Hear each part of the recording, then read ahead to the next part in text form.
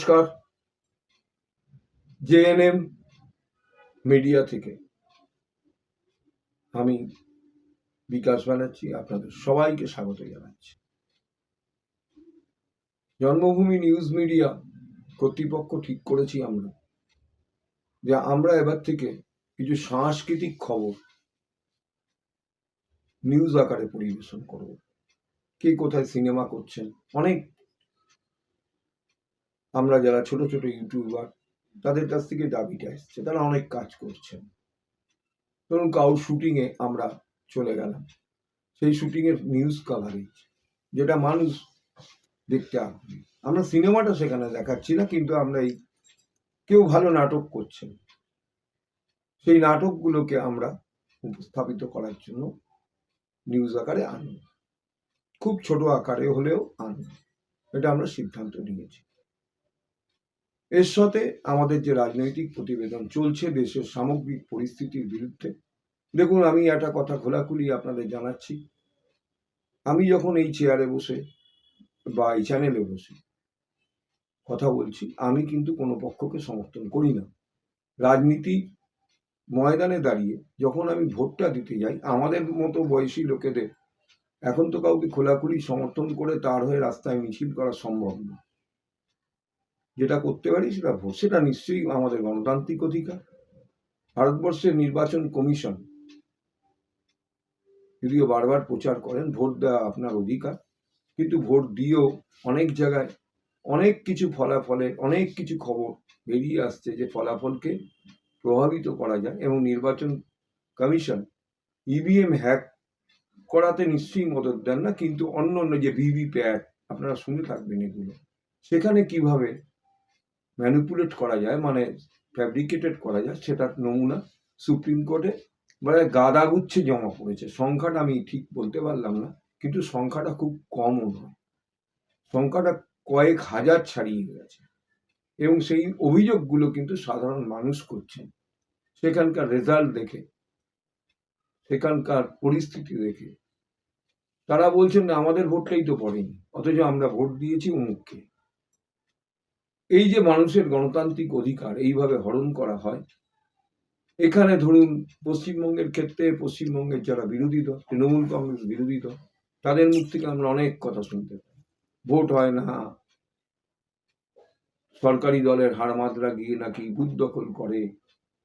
কিন্তু এখানে তাও দেখা গেছে যেখানে 38% ভোট ভারতীয় জনতা পার্টি পায়, তাদের কোনো সংগঠন নেই, তাদের বুথে বসার লোক নেই, তবু 38% লোক পায়, তাদের 38% কম বেশি 38% ভোট পায়।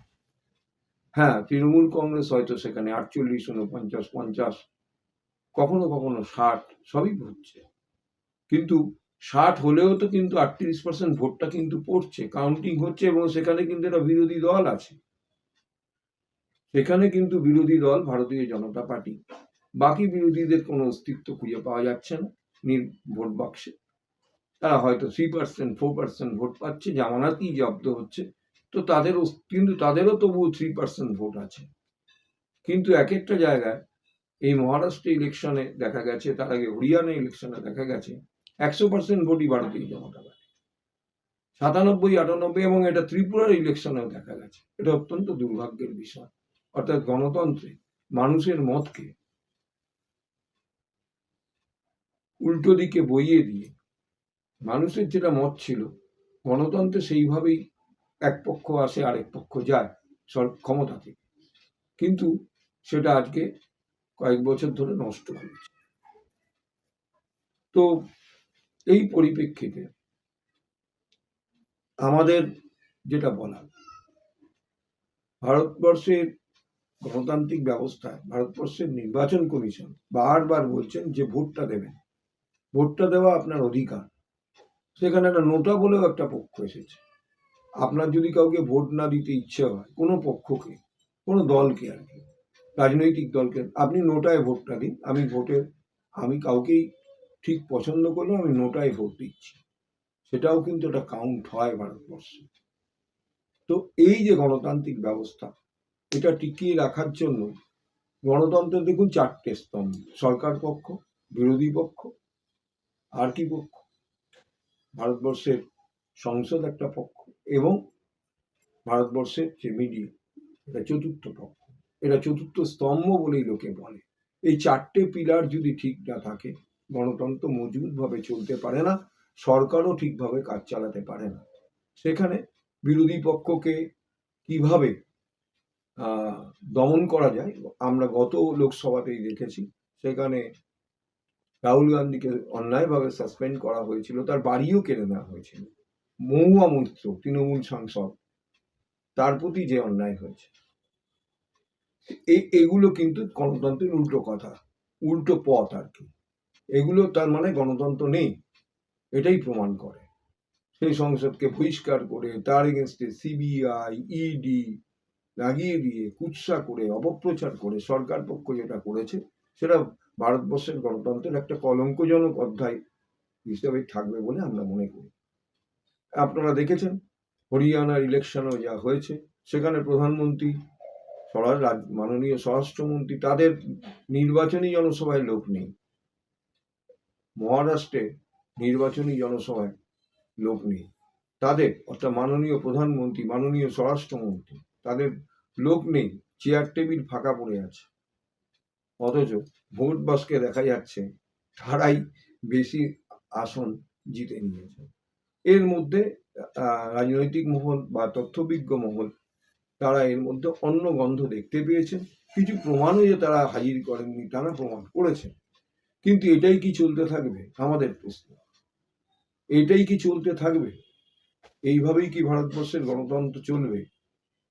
ভারতবর্ষের গণতন্ত্র বিশ্বের বহির্বিশ্বে যে সাড়া ফেলেছিল, যেখানে ইন্দিরা গান্ধীকে জরুরি অবস্থার সময় ক্ষমতা থেকে চলে যেতে হয়েছিল, মোরারজি দেশাই ভারতবর্ষের নতুন প্রধানমন্ত্রী শপথ নিয়েছিলেন। সেই মোরারজি দেশাই যেদিন চলে গেলেন, সেদিনকেও কিন্তু ভারতবর্ষের জনতার রক্ত ঝরেনি। ভারতবর্ষের সংসদ তাতে গর্বিত হয়েছে, ভারতবর্ষের সংসদীয় ইতিহাস তাতে গর্বিত হয়েছে। কিন্তু এখন যেটা চলছে, একচেটিয়া একটা ব্যবসা ভিত্তিক, ভারতবর্ষের গণতন্ত্র নেই। আমরা ধিক্কার জানাচ্ছি এই ব্যবস্থাকে, এবং ভারতবর্ষের সরকারের কাছে এবং ভারতবর্ষের মানুষের কাছে আমাদের আবেদন, আপনারা ফিরিয়ে আনুন সেই গণতান্ত্রিক দেশ, সেই দেশ যে দেশে আমরা বলতে পারবো অনেক বড় বড় মনীষীদের কথা। এইটুকু বলে আজ এর মতো অনুষ্ঠান শেষ করছি। আমাদের সাথে থাকুন, পাশে থাকুন, চ্যানেলটি সাবস্ক্রাইব করে আমাদেরকে ঋদ্ধ করুন। সবাই সুস্থ থাকবেন, ভালো থাকবেন। নমস্কার।